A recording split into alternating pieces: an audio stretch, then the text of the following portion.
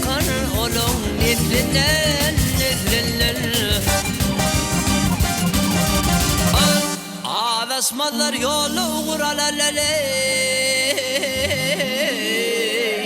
Tarihte iyi koyun beyik asrından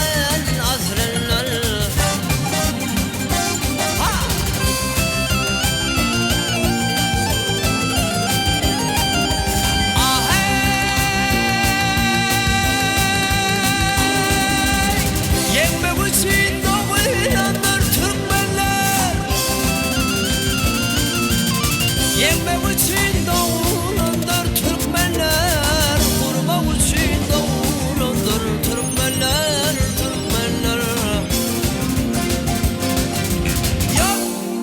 Allah peşkeş verir yerinde devrane Türmek için doğulandır Türkmenler.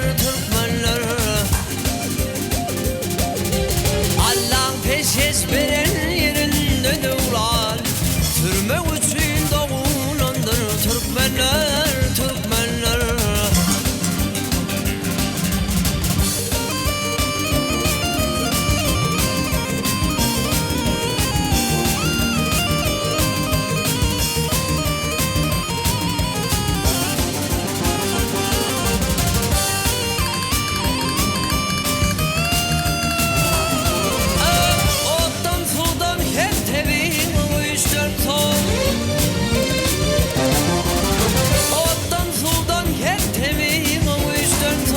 Türkmenlerdir hükmün olan gerçekler